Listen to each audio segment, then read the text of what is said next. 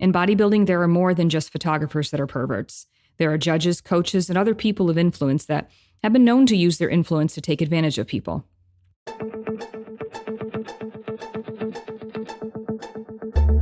Is bodybuilding about selfies, steroids, magazines, and muscles? How do I become a successful pro bodybuilder or fitness competitor? Where do I even start if I'm new? And the biggest question of all, what are the judges looking for anyway? Even today with the internet, many people first discover bodybuilding by word of mouth. The lack of regulation has caused a boom of unqualified coaches, scattered info, biased advice, dangerous protocols, and imposing trends that are a hot mess. After 20 years in the business, I have seen it all. Week after week, I'm going to talk about taboo topics that get swept under the rug, provide you tips and strategies to gain a competitive edge and stand out on stage in any division or federation. I'm going to answer all the burning industry questions without the bias. I have competed across 6 federations, earned pro status in 3, and judged in 2. I've coached posing and choreography for men and women in all federations and divisions. I know just how much competing means to you. I'm your host, Michelle Welcome, and you are listening to the Everything Else in Bodybuilding podcast.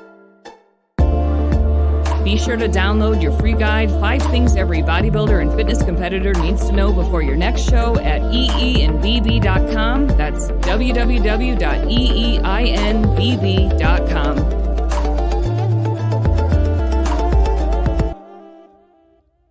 Welcome back, everybody. This episode starts a 2-part series I'm going to do called The Dark Side of Bodybuilding. I mentioned in one of the last episodes that the way this podcast is going to go is I'm going to start with like a 30,000-foot view of the industry, and then I'm going to work my way to more focused and specific topics. This particular topic is so big, I'm breaking it out into a 2-part series. If you hear anything bad about bodybuilding, chances are you only hear about how horrible the diet and nutrition component of competition prep is, and that's about it for all the bad stuff. But there are a lot of things that especially new competitors should be aware of, and veterans, these are things that you should keep in the back of your head as you continue to pursue your goals. Or maybe you experienced some of the things I'm going to talk about yourself, have some regrets with no one to talk to about, or possibly even want to raise awareness in the industry like me, and will find camaraderie with me in this episode, and the next one too. Please do share them because that is the only way the word is going to get out. So I'll never forget the time I was chased while walking home from the bus stop.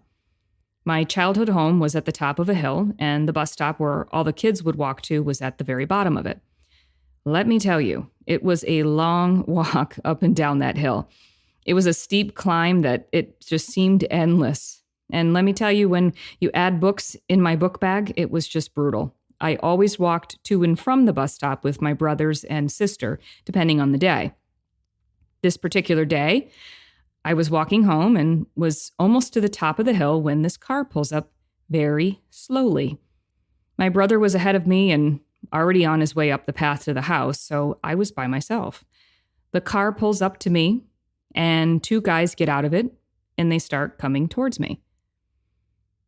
I can still remember the car was like a bluish green, and one of the guys had a very distinct red, swirly, like curly hair. And like I said, they got out of the car and they were coming at me. My instincts were triggered immediately, so I started running, and I ducked into the woods to the path that led up to our house where I caught up with my brother. The guys retreated, but that feeling of terror is something I'll never forget. The approach of the car, the guys getting out of it, them charging towards me, just complete terror. And I was really little too. My point of this story is to say that, first off, there are a lot of bad people out there. Second, we are born with instincts. I was very young, but my instincts told me to run. It doesn't matter how old we are, we have them, and they are never wrong. If something doesn't feel right to you, listen to it. Which leads me into the bodybuilding industry. No matter what division or federation you compete in, you transform your body. You build confidence in doing so. You are proud of your accomplishments, and oftentimes you will want to showcase what you created by booking a photo shoot. In fact, if you're looking to be published in magazines, you're going to want professional photos that do not include you on stage with your posing suit and competition tan. They're not looking for that. You are better off having photos taken in sportswear and or a regular bikini with a white backdrop, because with Photoshop, these photos can be used anywhere, including magazine covers. Now, photos on location with various backgrounds are taste specific. They're great, they're cool, but they're likely to only be a part of your personal portfolio or part of your Instagram collage. This is fine, but know your goal before spending the money on photos. And speaking of photos, as you become more and more a part of bodybuilding and share your photos on social media, you are likely to be approached by photographers offering their services to you. There are some amazing photographers out there who are credible and have extensive portfolios. And then there are those who say they are photographers, but they're really just perverts with a camera. Use your instincts. I remember back when I was in college and having my first set of comp cards made. If you don't know what comp cards are, they're literally a card that has professional photos of you, including a headshot and a few full-length shots with you in different looks to show your versatility as a model. Your stats, including your height, weight, age, hair color, and eye color, are also on this card. This card is used by modeling agencies for hiring purposes. If a client of the agency is looking for something specific and you fit the criteria, your card will be shown for consideration. Also, if you're trying to pursue modeling as an independent model, you can submit a card like this to a magazine or another publisher for them to consider using you as a model. The comp cards I was having made at the time were for that startup modeling agency I told you about in episode 1. The agency booked the photographer, and it was my responsibility to come up with a few different looks for the photo shoot. The agency booked a few of us at once, and we all took turns with our shoots on a Saturday. During the day, the photographer was extra flirty with everyone. He gave me the creeps. And my instincts were already telling me something wasn't right, so I was on guard. Towards the end of the day, the photographer invites everyone to come hang out in his hotel room to talk about some modeling jobs, since he had apparently come in from out of town to do this shoot. Now think about that for a second. I'm probably 19 years old, and so are the other girls. We are there because we are pursuing modeling. A photographer who you think has influence is telling you he has some modeling jobs. What would you do? For me, it made my skin crawl, and I left. But you know what?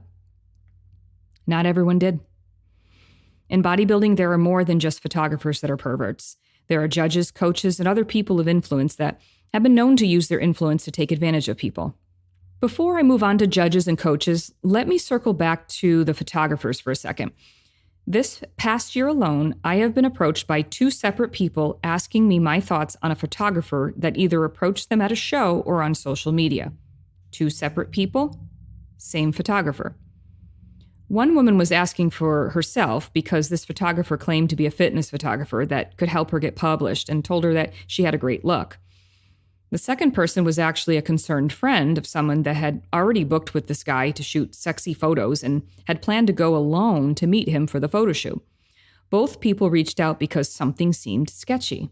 They also chose to reach out to me because he was apparently on my friends list on social media, so they thought I might know him. I have a lot of people on my friends list that I don't know personally from when I first created an account and added people then, because I really didn't know what the platform was like at the time. I've thought about removing this person from my friends list, but I've decided not to because since then, this is now twice that 2 separate people reached out asking for help after seeing the connection on social media with me. I figure maybe more people might reach out to me for help if I keep them on it. I really do care about you guys. More reason why I do this podcast. When the first person asked me about this photographer, I looked him up and everything about him screamed creeper. I also reached out to a couple people I respect in the industry to see if they knew anything about him, and they too had the same response. Total creeper. So if you're listening and you are approached by a photographer for a sexy photo shoot and your instincts are telling you something doesn't feel right, listen to them. Research his or her portfolio of photos to see what their style is and make sure it is in alignment with your goals. For example, if the photographer has only photos of women in lingerie and compromised positions, you might want to judge for yourself if that look is something you're going for. Don't be afraid to ask for recommendations from past clients too. And once you book the appointment, the photo shoot, never go alone, especially if you are meeting for the first time. It doesn't matter how old you are. Your instincts are never wrong. But what happens when there is a layer of trust added to the equation, like with coaches or judges? Well, this is one of the undertones of the bodybuilding industry that no one is talking about, and one of the many reasons I'm doing this show. My aim is to spread truths and help you become your best you. One of the biggest goals from this show, no matter what the topic is for you to think for yourself first. And I want you to slay your self-confidence, both on and off the stage.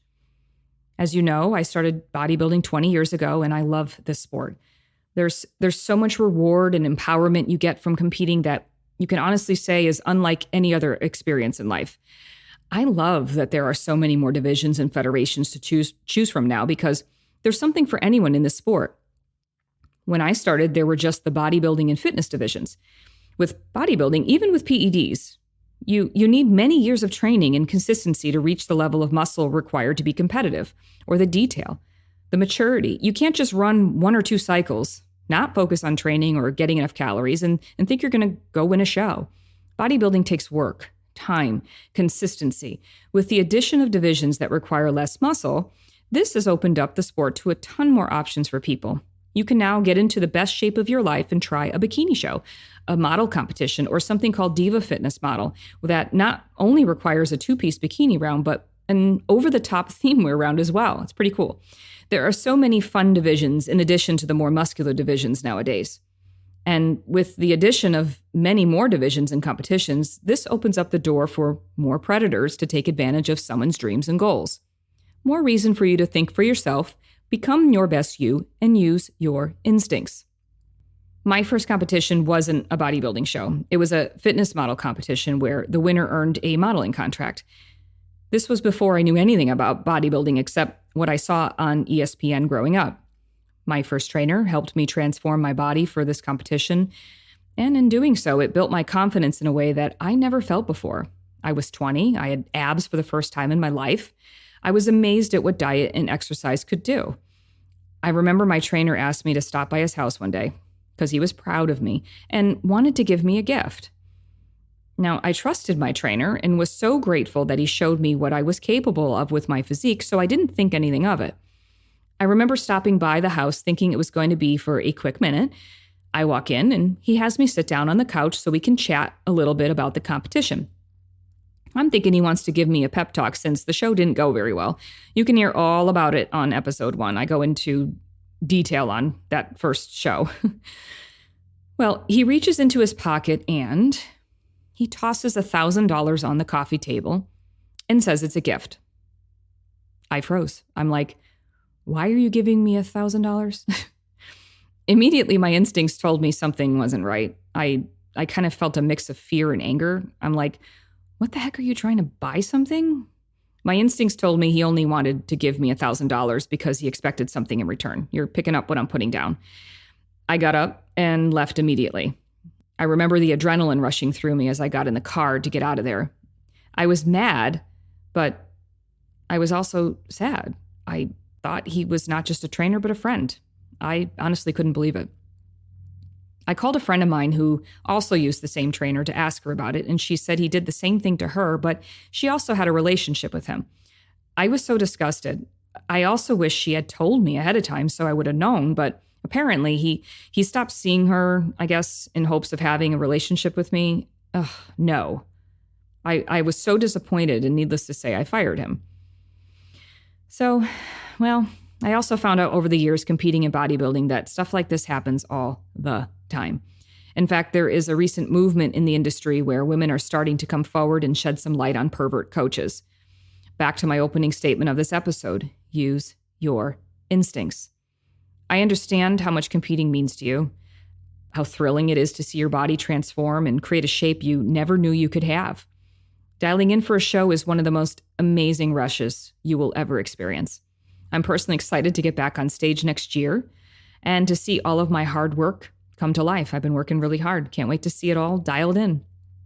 And because I know how much competing means to you, as you know by now, I've created tools to help you with everything that has to do with performing, since I believe that is really the biggest hole for competitors holding them back from winning. You worked too hard to get to the competition to blow it on performance. And I'm also here as a mentor after being in the industry for 20 years to help you know things to look out for as well. I never want you to let anyone dim your glow. Having said that, here are some things to look out for. First, are invites to hotel rooms to assess your physique. Ladies, no coach needs to see you completely naked to assess your physique. Your physique on stage is not nude. If he asks you to strip down to your birthday suit, he is a pervert. And never, never go to meet someone for the first time alone. I don't care how many pro cards their clients have earned and how much they plaster, how much they love their clients over social media. There are well-known wolves in sheep's clothing. If something doesn't seem right, you're probably right. And always have your own back. If he or she intimidates you, he or she is not on your side. And I can't stress enough that bodybuilding is a hobby. So work with people that have your best interests at heart, not someone who is a pro card collector or gets off on their position of authority. And if something like this happens to you, don't keep it to yourself. Reach out to other competitors and tell them what happened. Warn people. Don't let others fall into the same trap. Second, there are stories in the industry of judges that want to critique your physique and tell you to stop by their hotel room for pointers. Come on, ladies. No one wants to give you pointers in their hotel room out of the kindness of their heart. If it seems odd, you're right. And yes, this stuff does happen. Everything I'm talking about happens.